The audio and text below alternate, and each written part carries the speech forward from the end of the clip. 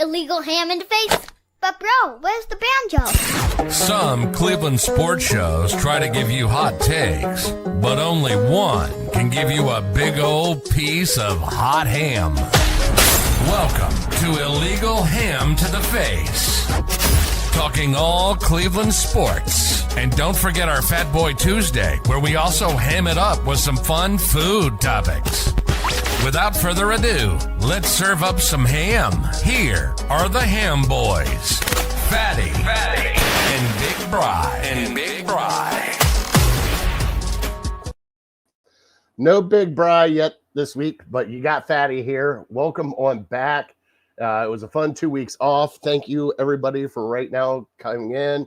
Comments. Justin already getting in here talking about me wanting to play for the WNBA, which has always been my dream.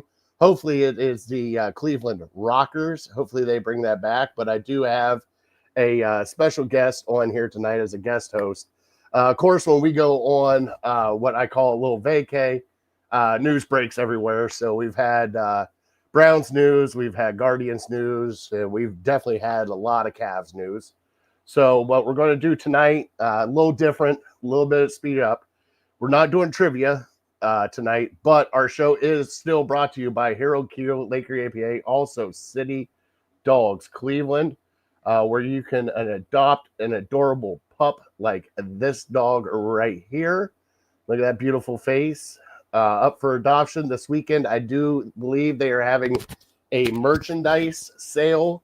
I think we have it on all of our socials. So please go check them out. And if you can, please help out a city dog. If you cannot adopt a city dog, volunteer, donate, do whatever you can to help out a city dog from City Dogs Cleveland. Like I said, quicker show tonight. Only shout outs I got is a happy birthday to my beautiful wife, which was on the 4th of July. All the fireworks that happened this weekend, and everybody's shooting them off.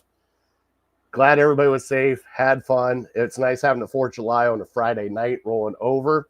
Also, shout out to Network 216 friend of ours, Nick Weary, placing 5th at the hot dog eating competition there at Coney Island. Put down 42 hot dogs. Of course, Joey Chestnut came back, so it's kind of hard to beat Joey Chestnut, but we will get into that for our fat boy, Justin. I say Cleveland Shockers. And here we go. Yep, we're off the rails already. And I am so glad that I'm bringing in my co-host tonight for this kind of debauchery. Jeez. All right, let's bring him in so we can start talking and have some fun tonight. From across the cast, from Network 216, from Zach Pod with an H, he is Zach Weiss. Welcome to the show, Zach. Thank you so much for joining us tonight.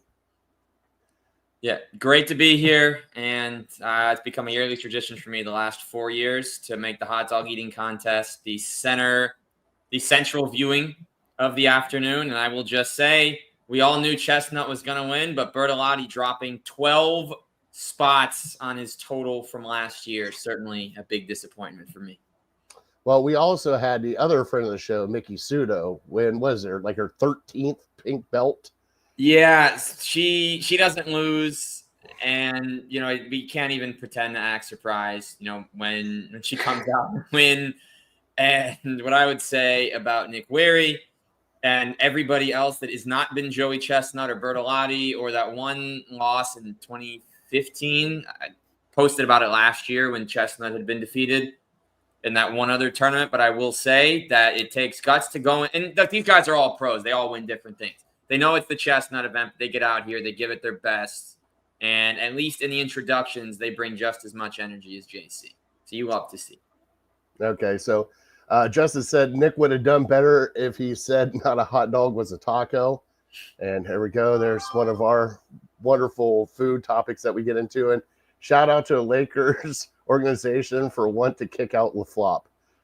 For that you don't know, Justin is a Bulls fan, a Michael Jordan fan, and he is not a fan of LeBron James. So we'll be getting LaFlops and everything else tonight as we talk. But hey, we are going to talk LeBron a little bit later. But yes. First off, we got some huge news from the Cavs. over that. We got a WNBA team first coming back to Cleveland. It's been announced it's going to be a couple years until it happens. Dan Gilbert and the Rocket Group cannot be more excited to have WNBA back here in Cleveland. The first stint did not go so well. What was your reaction to getting the WNBA team back here in Cleveland? Yeah, so funnily enough, I actually interviewed Chastity Melvin, who was an all-star on the original Rockers team, the same day. In the afternoon, I was at the movies, and so I come out, and around the time that was about a 2-hour film, the movie ends, and I get all these notifications that the Rockers were coming back, and was talking with Chastity about what it would mean, what that all is, having no idea, meanwhile, that something was actually imminent. And I've been posting about it every year for the last 4 or 5 of just how great Rocker basketball would be. Hopefully, they do keep the name, same identity. Would be surprised if they didn't, especially with the Rocket group, Rocker. Is 5 minutes away, but I love it. I will be there, whether it's for the first home game or sometime during their first homestand in 28. I will make the trek down. There is no question. And I'm very excited. I think it's great for the W that they have expansion. We've already seen the Valkyries be a very competitive team with 0 players on the roster that were first options in the W last year. And they're 9-9. They pulled some big wins. They've even got an all-star in Kayla Thornton. So expansion in the W in a smaller league, and just like how we've seen it in the NHL, you expand and you can win immediately. The Rockers can come in and I think be a playoff team in year 1. And everyone's joking about Caitlin Clark, but she had a great visit to Cleveland during the Final Four very recently. So anything can happen. Speaking of Caitlin Clark, she came out in the news past couple weeks, especially with a Indiana Fever saying it's going to be nice for a couple of years in Indiana. Do you think that she would actually turn, like, I would say most stars do, and want to go to a bigger market? I think in the W, especially given the size of the league, turnover can happen a lot sooner. There really aren't many extremely long-term deals. Brianna Stewart's in her 3rd or 4th year with the Liberty already, and I'm pretty sure she's hasn't done more than a 2-year deal at any point. I think it's possible. Also, it's her 2nd season. They're still trying to construct the roster around her. And I think it's possible. Also, keeping in mind that the season is shorter, so you don't spend as much time where you play as you would in the NBA, by contrast with Cleveland coming back. I think that the best time of the year to be in Cleveland is the months of the W season. So I think it's possible, but I think in 2 years we can have a real assessment, because she doesn't really have she doesn't have a genuine connection there, but it can happen. And if it does, that's amazing. And if it doesn't, then let's be paying top dollar to see her play there once or twice a year. I completely forgot, and somebody brought it up in the comments, and it was my brother-in-law. I forgot to do it because we do everything kind of weird here, but I forgot to bump this real quick. I'm sorry, Zach. We will get back on track after this.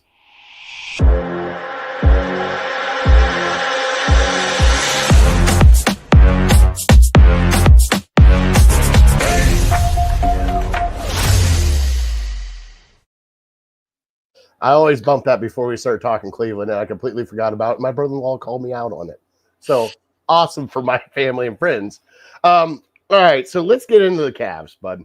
We had a disappointing season, knocked out in the second round again, to an Indiana team that made it all the way to the finals. You and I have talked a couple of times in between then. Then we get this news that comes out with Darius Garland's toe injury. He's going to have surgery, obviously be out for a handful of months. Expand on this season, how disappointing it was, but also how devastating this toe injury was for Darius Garland. Yeah, it was bad, man. And we knew this a while back. Well, we found out that this happened in the regular season. So the injury that he had actually was a re-aggravation, the one he suffered in the first round. I think it was game 2 or 3 against Miami. So it was always going to be an issue. We saw how he was moving. And given the fact that Ty Jerome wasn't playing that well and you needed more ball handlers on the court against Indy, and you weren't willing to toss Craig on the court because you didn't want to change too much, a lot went wrong. Pacers capitalized on the moment. You had a bad feeling with the way they finished the Milwaukee series with that crazy comeback in Game 5, that they would bring momentum in, and Tyrese hits another crazy shot. The Cavs implode, and it was a bad matchup all the way. Indy was a team where everyone just comes in and gets physical and plays hard. The Cavs weren't up for it. It was definitely devastating, but truthfully, I wasn't that shocked that they didn't make it to the conference finals, given that they had to go against Indiana, who's coming off their own conference finals berth. They won't have to worry about them next year in the same way. Get well soon, Tyrese Halliburton. Mm-hmm. But that's why they made some of the moves that we're about to talk about. Yeah, so one of the moves they made, and I actually honestly love this move because I had nothing against Isaac Okoro. I had nothing at all. But you got a good defensive guy, but shooting-wise, it's not going to give you much. You take a gamble, you trade him for Lonzo Ball, who can score by himself and play defense. Only thing is, he's injured all the time. Explain to us here, because we don't get into nitty-gritty basketball that often, that this is kind of a better trade for the Cavs than what the Bulls got with Isaac Okoro. So the one thing you're getting, health or not, is when Lonzo is on the court, you're getting a guy who can make the three, who's a confident shooter who takes more than 60% of his attempts from beyond the arc. And if you look last year, that number might have been even higher. The obvious downside, though, you can't ignore the health. 35 games last year, 0 each of the previous 2 after the devastating knee injury he suffered during his first year in Chicago. He was running a top 2 seed with DeRozan, Levine, Vucevic. He was making everything work for them if you go back a few years. So thinking about that, seeing what he did last year when he finally got back on the court, did miss a lot of games. He did miss 47 games. He hasn't played since February, but he's a winning player.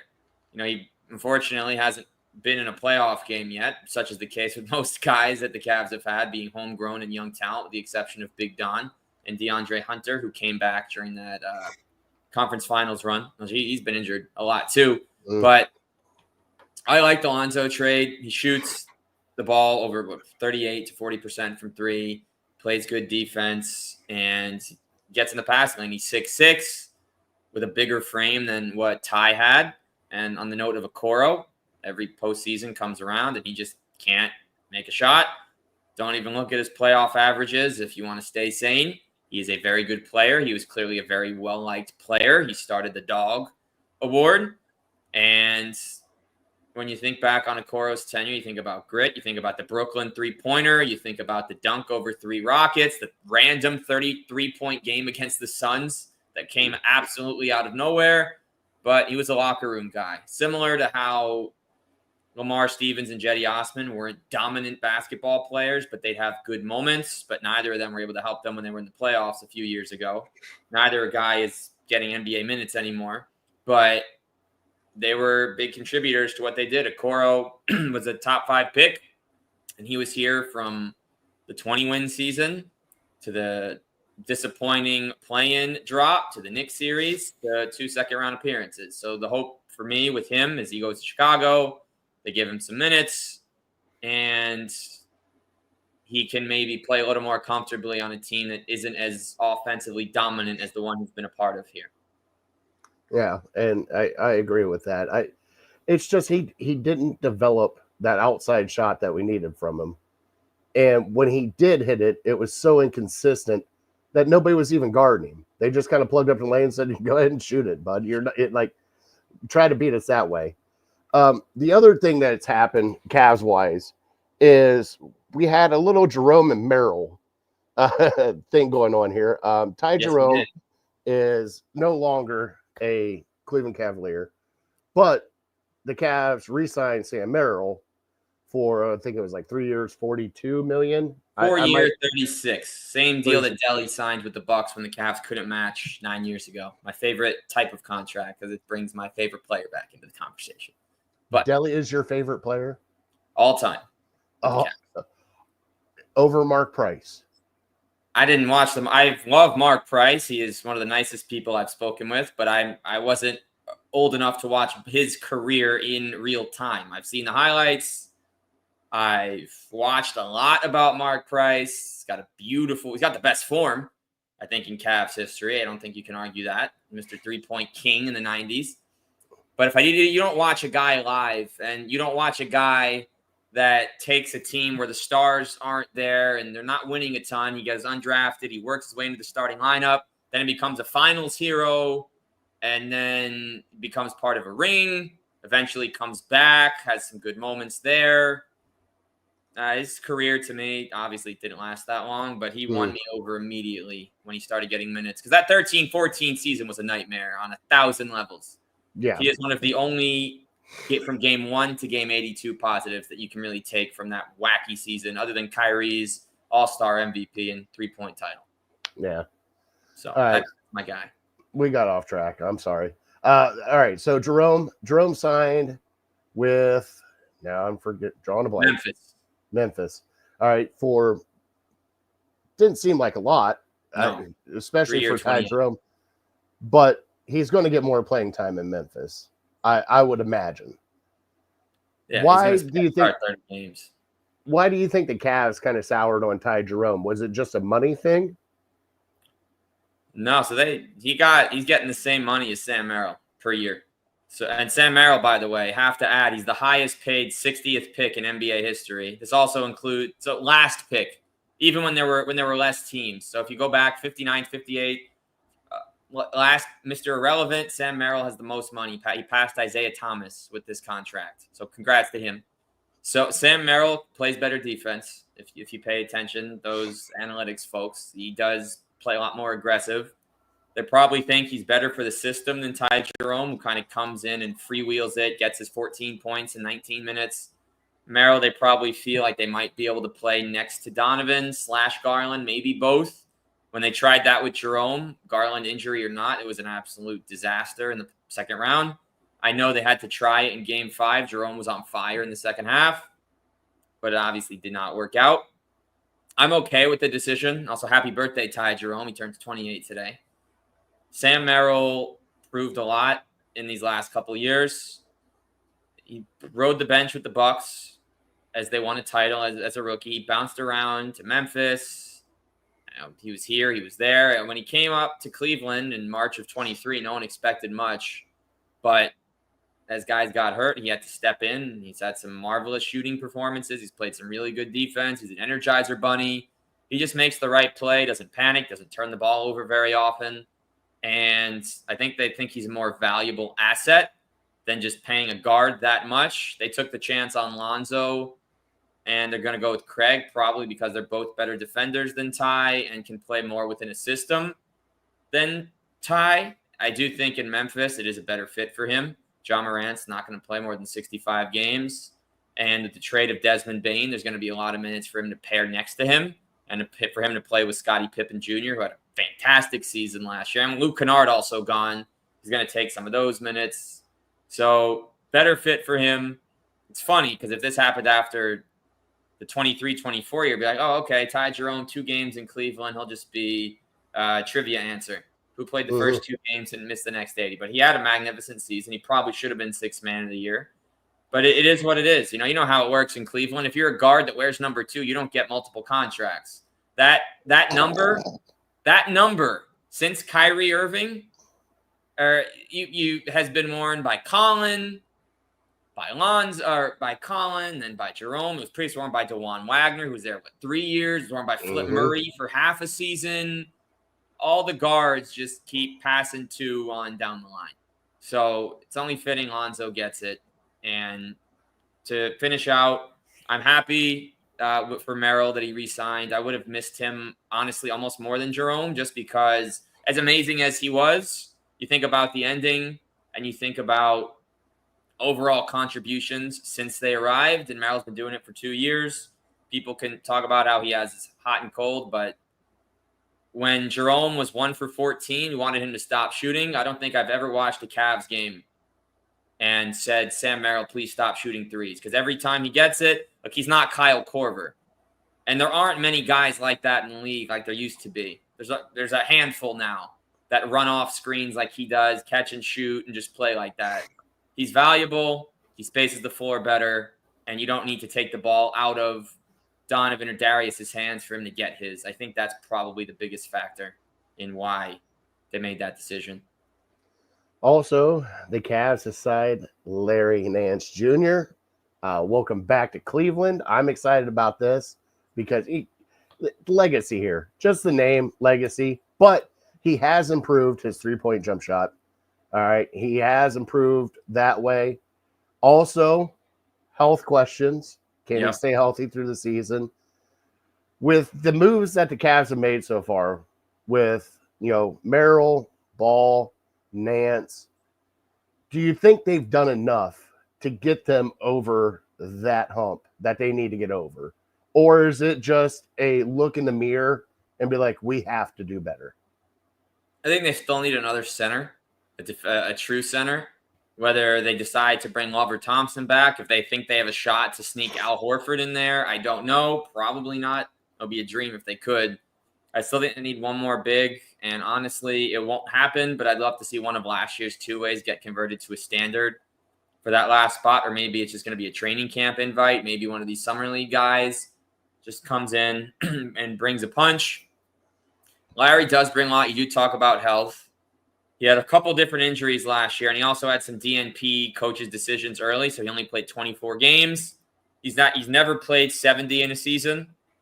Last 4 years, he's played 46, 65, 61, 24. When he was previously with the Cavs, he did have some injury issues, but he had the best years of his career with Cleveland. He hasn't scored more than he did while he was here. Biggest thing he can do is play make, throw down dunks, spread the floor, and just be an extra facilitator. And I think pairing him with Mobley and Allen for 5 or 6 minutes each a night is going to provide an extra punch that they haven't had from that position next to them. And I also think this allows DeAndre and Strus to mostly stick to the small forward spot, which is very important for them. So because I just feel like Hunter at the 4 last year was horrible. I did not like it. I thought it was way too small. And also, if they are ever down a Mobley or an Allen, let's say Mobley's out, Allen is struggling, you could toss Larry to the 5 to close out some games over the course of the year now. Yeah. So, and then should they decide to take this crazy plunge and move Jared Allen, please don't, by the way, Cleveland, they have another option already on the roster that he's not as good, there's no question, but with Mobley moved to the 5, I would be okay for his stretch with Larry coming in. But Allen didn't miss a game last year. He hasn't missed a game since he got since the play. He hasn't missed a regular season game since the 5th game of the 23-24 season. He played the final 77, then he played all 82. So hopefully that's not a thing. And it's okay with Allen. I get why people kind of want to get him out of here. I understand that. It's kind of weird for me with Allen because I can see what he brings to the team. I can see the energy he brings. I can see the nights where he can go off and he starts, I wouldn't say shooting good, but the alley-oop dunks, what he can do on the boards, what he can do down there. My only concern with Jared Allen is when it comes playoff time, he gets pushed around. And not like a little bit pushed around. Like I watched Miles Turner get down there, bully him around a little bit. We watched Al Horford do it sometimes with Boston. We've watched people push him around, and it's like, and it's nothing, but it's just like, I feel like the Cavs need a center that is just an all-around center. And I'm not saying that Jared Allen can't be, but he kind of needs to take a look in the mirror and be like, all right, I need to like man up and get down here, because it feels to me like when those big moments come where you need a big rebound and things of that nature, he just kind of disappears. And then when he disappears, our interior kind of goes to shit. Yeah, I think he would probably agree with that assessment if he was listening. What I would say about Allen, though, is he is durable. You have him as an option, and hopefully now they, especially maybe with Larry back and some of these other guys, I'm hoping because the Pacers, they probably thought once the Knicks series was done, if they're going to lose, it won't be because they get out physicaled. I think the addition of Lonzo and then going Merrill over Jerome, they're pushing for more defensive intensity next season. And obviously, Okoro has to go for that because you need the two-way guys. I do think they'll be better, physically speaking. I think Mobley is also going to have a lot of doubters about his DPOI last year, as amazing as he's been. He's going to have to back it up again after not being able to slow Indiana down. The way that Indiana would make these shots every single first quarter made it very hard for the Cavs to ever get the rhythm, with the exception of Game 2, which let's not talk about that blown Game 2. Don't ask the Bucks about Game 1. Don't ask the Knicks about Game 1. Don't ask the Bucks about Game 5. Don't ask the Knicks about Game 1. Don't ask us about Game 2. Don't ask the Thunder about Game 1. Indy had an epic run. We were just in the way. The way they disposed of the Knicks, the way they took the Thunder to 7 and were one good Cav. Honestly, Indiana, this isn't the topic. If Halliburton stays healthy that whole game, I think he was about to erupt. He'd already made 3 threes in 4 minutes. Now he's out for a season. We lost to a team that nearly won the title. So I think when you look back at it, and I think you can take a lot of positives away, hopefully, from what happened, because now Boston's hurt, Indy's hurt. Our old buddy Mike Brown is the Knicks coach, so they now have a new staff they're going to be putting together. The Magic have to learn with a new group. The Cavs are the only team that have the same core fully. The Bucks don't have Dame on the roster anymore, even though he wasn't going to play.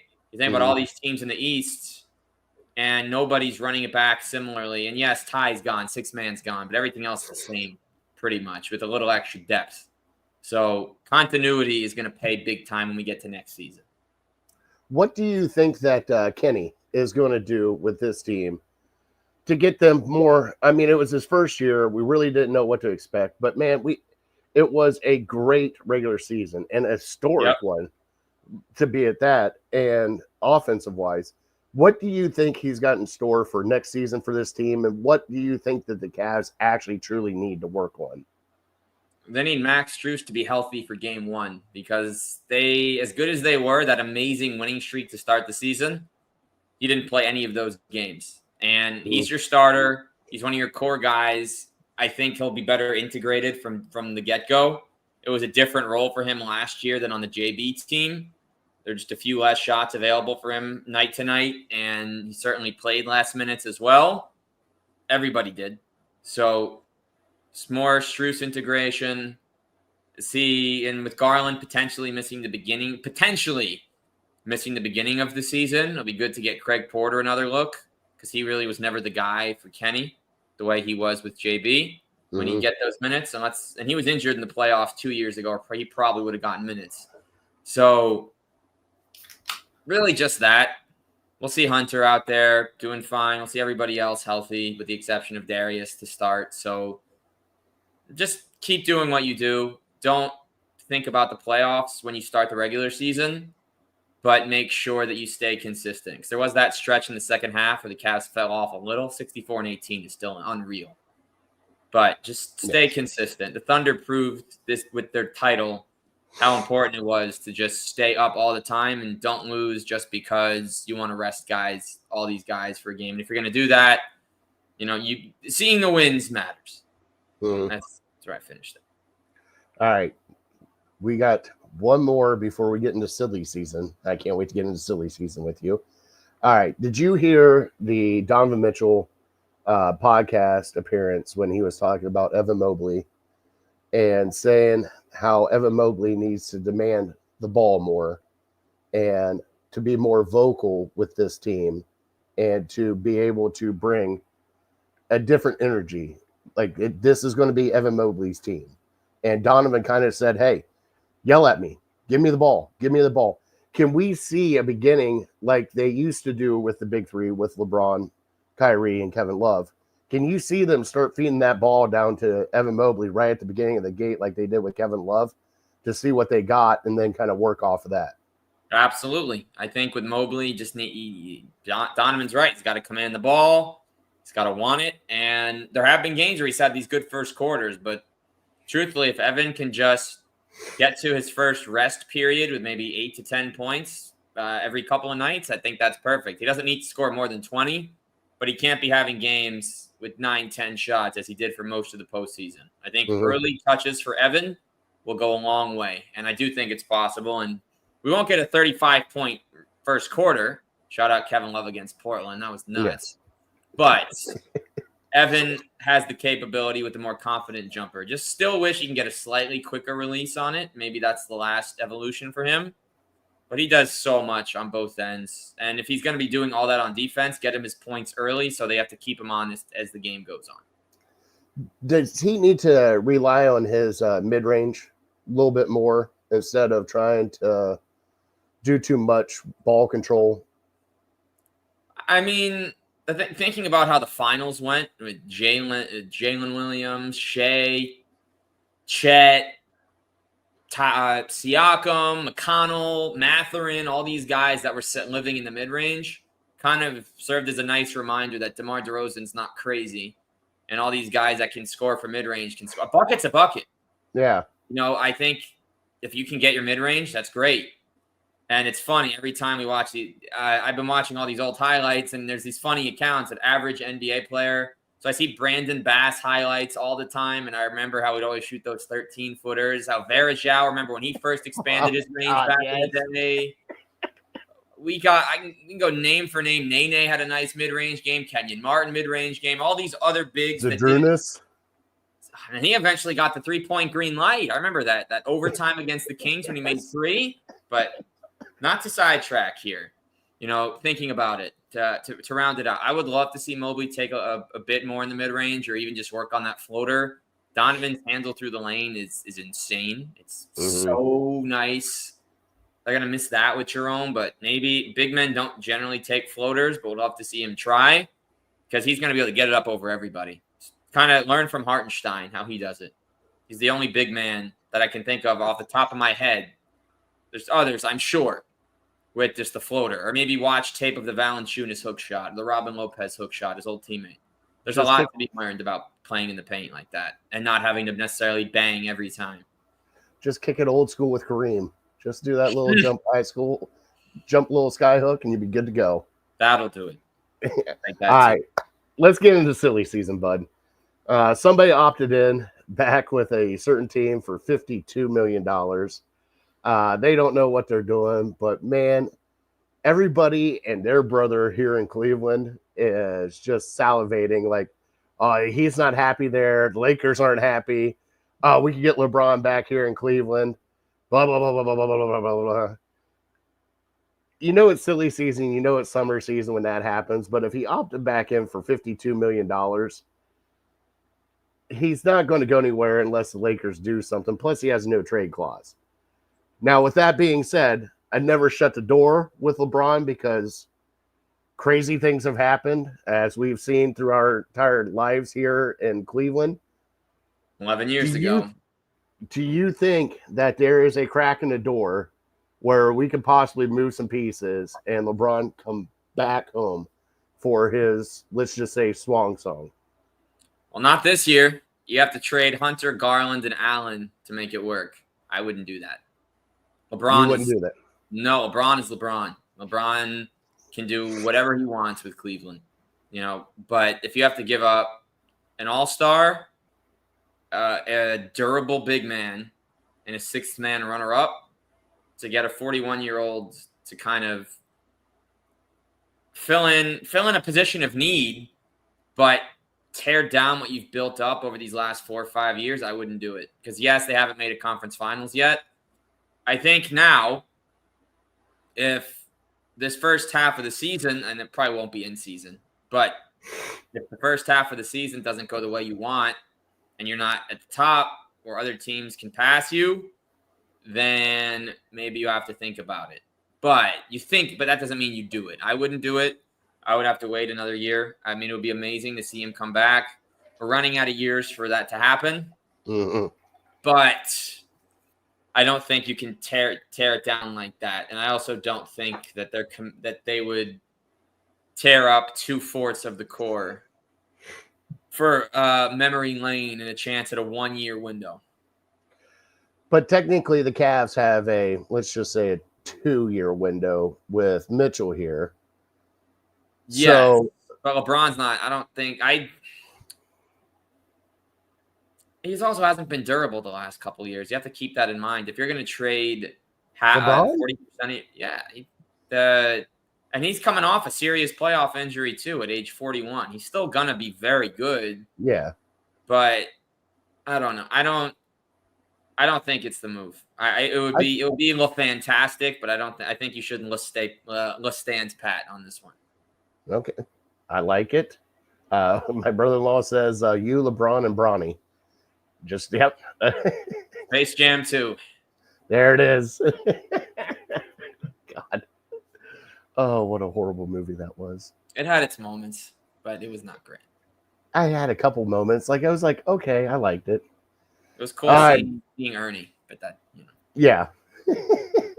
All right, bud. Let's get off the Cavs. All right. I told you I would try to do a little time crunch so you can get out of here because you're with family and everything else. But let's get some fatness in us. Let's get fat with Fatty. Let's do some Fat Boy Tuesday.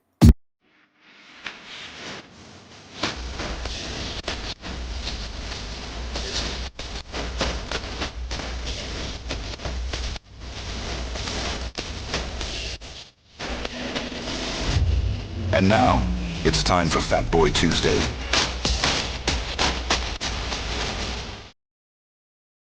One of our favorite segments here on Illegal Ham to the Face, where we get to talk some food and have some fun.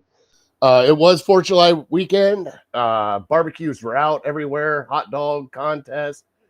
Everything else. God, what a great time summertime is, especially on the 4th of July. Hot dog eating contest. Obviously, Joey Chestnut won again. 70 hot dogs. Unreal. It floors me to watch that man eat. And just, I don't know how he does it. Like, I'm in awe of, and it's not just hot dogs, it's everything. Like, I watched him eat 200 Big Macs, and just like, man, you do that to yourself. How have you not blown out an artery or had a stroke throughout any of this? But he does it again. He's back. What'd you think about Joey Chestnut and the hot dog eating contest this year? Yeah, I mean, he is just a disposal. And I think what a lot of people that watch this contest every year don't know is that these guys do this year round. Major League eating is a big thing. Oh, yeah. They go around the country and they eat pretty much until oblivion. Mm-hmm. They keep going. They keep going. And I can't say it's pretty to watch. I don't think anybody can say that. But what you can say is it is entertaining. It's enjoyable. The Shays Rick and George do an amazing job putting it together. One is the MC and the other is a color commentator. It's good analysis. The intros are over the top. And I think it's the aura of the people. And yes, I'm using the word. It's word 25. Of course, the Cavs having Donovan Mitchell makes that word an easy use. But it's the energy they bring. It's contagious. I love it. When I started watching the contest regularly beginning in 22, you really don't know what to expect. And we remember 2 years ago, the rain delay, and Joey Chestnut's like, we're not canceling it this year. He comes back out. He wins again. It was fun to see him. The Kobayashi battle I did watch on Netflix last Labor Day weekend. It was enjoyable. And, other than Matt Stoney in 2015, no one's beaten this guy in 17 years on the hot dog stage. So I think when he retires, they're going to call it, the Joey Chestnut July 4th hot dog eating contest. Joey Chestnut, Nathan's contest. I think that's an easy win for both of them. It's incredible, and honestly speaking, these guys do train as hard as any athletes in any of the 4 major sports in North America do, because to keep your body right, to do this, the working out that goes in, the discipline outside of the contest that has to go into this, it's genuinely incredible, and I know that some of these eaters are couples. And remind me, Mickey Sudo is married to Nick Weary, and they have kids. I know that. Yes. But they have healthy kids, and they're both professional eaters. Mm-hmm. That tells you about the regimen and that you can still do this and have a family and do everything. But Joey Chestnut's incredible.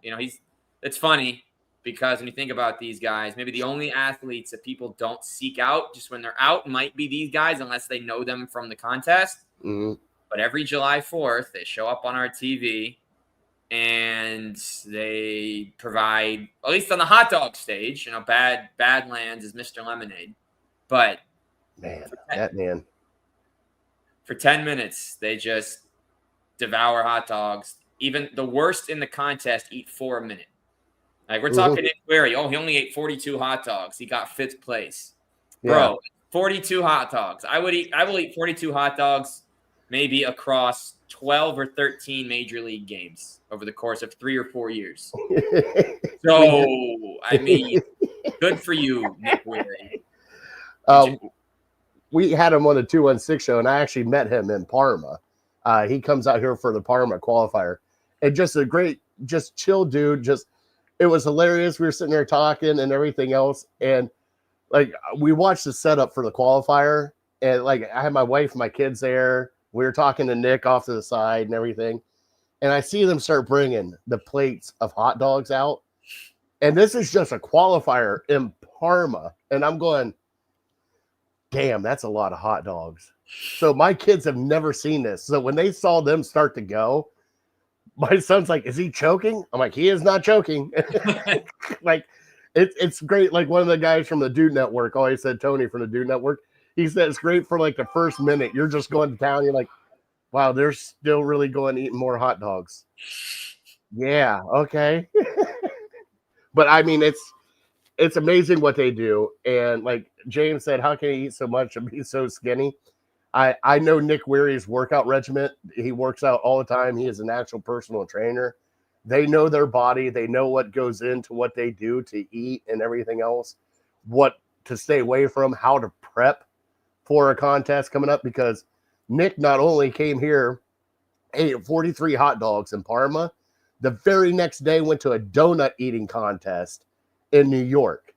So not only 43 hot dogs here in Parma at 6 p.m., the very next day in New York eating donuts. Like yeah, it's funny if you tell that to an 8-year-old, a 10-year-olds when they're getting the junk food limitations. Mm-hmm. Yeah, you're gonna they are and then they see it's like, wow, they're really living the dream.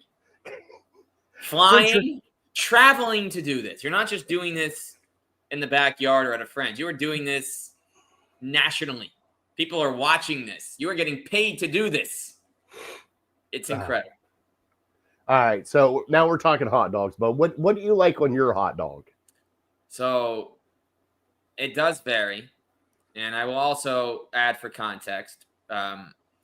If you're looking for food recommendations, do not ask Zach Weiss. That is what I will lead with. My go-to is actually a plain hot dog. However, nothing on it, just plain hot dog. There's a bun, a good pretzel roll every now and again. I think it depends. Right. Where I grew up, there is a good hot dog stand, and they've got all the variety dogs. And I've had the ones with Frito, onion, and chili. It's kind of a nice trio of it. Never been a fan of the cheese dog personally. I don't think it depends. Honestly, I think the best hot dog you can debate. I'm probably gonna get thrown off the show. I could say an occasional corn dog hits better than any hot dog you can get. Oh, it depends how often you have it. If you don't have a lot of corn dogs, you might just start thinking about corn dogs. And but I will also say that I've been many a time to Coney Island. I don't live too far. Memorial Day went down to the original Nathan's. I will say had a plane. But it hits. I don't know. I'm just not a ketchup guy. I'm not a huge condiment guy with anything. And here's Justin. Calzone. My girlfriend has the whole list, the comprehensive list of what's a taco and what's this and the cube rule. And it came up again. We're having a discussion, a couple people last week, and it came up again. And I just watched. She memorized it. We got a whole thing. So anytime we go for the calzone hot dog, the sandwich, whatever, ravioli is this, cereal is a soup. We can go all day. But I'm a plain guy, but I don't get tired of hot dogs. Honestly, and I see you, Chris. I see you with the spicy brown. Honestly, just give me a good, decent ballpark hot dog. Let me not finish it in 3 bites as I usually do, and so I don't have to go back and get a few more to actually be full. But just give me a good hot dog from a game. The old school. Give me the tinfoil. Hit me with those good deals. That BOGO night. Already been to 2 BOGO nights this year, 2 different stadiums. Hit me with the BOGO. We're out here. We're good. You got to come over to Cleveland when we do dollar dog nights. I got into the one in Philly earlier this year. I need to get to the Cleveland one. I haven't been to a Guards game yet, but that's also because I don't live. Contrary to popular belief, I have the show. I've had it for 7 years. There has to be a crossover with the Cavs and the Guards in the regular season. Once that happens, I'll make a whole weekend out of it. I'll get both. You'll come here. I'll get you a po' boy. Get a little Polish boy. Okay. You'll be fine. We'll get you some Sugardale hot dogs, dollar dog night. We'll go to the Cavs game, watch the Cavs game. It'll be a great time. Let's do it. 216 at its finest right there. All right. Okay. One more food topic, and then we will switch over to our top 3, and we'll get you out of here. All right. When you think of 4th of July, when you think summertime, obviously it's hot dogs, it's grilling out. What's a food that you like to grill out with, whether it be burgers, steaks, ribs? What do you like to eat? I can go for some good ribs, honestly. And ribs are one of those foods that, unlike the burger and the hot dog, you can literally get anywhere. You can grill it anytime. I feel like ribs are more of you need a reason. You need more of an occasion. Mm-hmm. They're heavy. Those are heavy. They're messy, but they're great. I'd say a nice rib can go hard, I think, on July 4th. Hot dog is good. Honestly, also, hot dogs work all summer to me. And the burger doesn't feel like a 4th of July thing. Unless you're specifically at a big barbecue, or if you're grilling for a small group, I feel like it's one or the other. But you go to a big barbecue, especially on the 4th, and you got 30, 40 people, you're grilling everything, then I'm going to town. But if we're picking one thing, I'd probably pick ribs. All right. Justin said Conn's potato chips, which I gotta get you some Conn's and send them to you. Is that a Cleveland brand? Is that a local brand? That's kind of it's a local brand, but it's more of like a Columbus brand. Okay. But probably one of the best potato chips you've ever had. Like it. Mm-hmm. And Justin is a vegetarian, so he said a grilled portobello mushroom. I do like a good mushroom. I will also say that similarly, I've had a couple of great bean burgers and Impossible burgers. I'm not vegetarian in any way, shape, or form, but I actually really do enjoy them. So I go both ways with it. Yeah, with a bean burger, like, okay, I've had them, and I'm not saying that they're bad, but when you get it and you don't realize what it is, because it actually does look like a hamburger when it comes to you, and you take a first bite into it thinking that you're going to get a different flavor than what you got, it hits you weird, and you got to take a step back, and I'm like, It does. The last one I had was on Wednesday. It came on an English muffin. Honestly, it was good. I will say I haven't had as many. Usually, I feel like it's more. A lot of people get them for lunch, or you'll make it for dinner. But I've had a few. I've had grocery store brand. I've had restaurant brand. It does hit you different, but I do think it's good, just as an alternative sometimes. But I know I've not had your black bean burger. I see. I've not. I have not. So I'd say I can't compare. I'd be my 6th or 7th between black bean, Impossible, the works. But last chip comment I have is did you happen to get your hands on the Darius Garland chips when they were in store? Because I could not, and PLB went out of business. They're not advertising anymore. I did not. I didn't either. Missed opportunity both ways. Wish they came out one more time. I'd buy them this time. Oh, we'll give them away on 216, just having fun with them. Yeah. Do a taste test with it, and then you get Darius. All right, let's do our top 3 and let's get you out of here, buddy. Ready? All right, let's see it.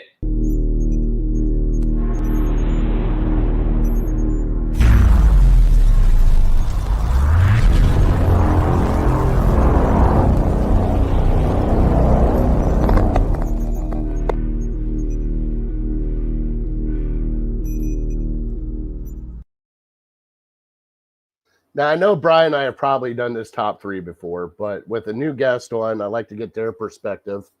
And we're going to do top 3 summertime drinks, non-alcoholic. All right, we're taking the alcohol out of it. It's summertime. what are your top 3 summertime drinks? And to give a little perspective of what we're going to do, I will go first. Okay. Give you a little base. Number 3 for me is lemonade. Now it's got to be fresh lemonade though. Like when you're going to the festival, it's fresh squeezed right in front of you. So much sugar that your teeth start smacking in the back. That kind of lemonade. Yeah. Number 2. Now this is where I get nostalgia. The Hugs barrels. As a kid, those Hugs barrels that you had on ice in a cooler, and you just run up, grab a Hug, and chug it, and then go back. Cannot go wrong with Hugs barrel. And number 1 for me, and it always is, I'm kind of like Uncle Si. I got to have my tea. Iced tea. And especially if you get a Sun tea. Have you ever had a Sun tea? Sun tea.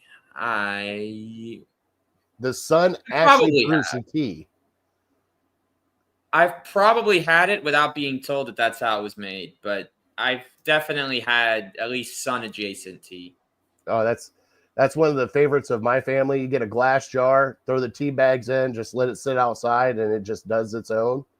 Okay. Pull it, and you're good to go.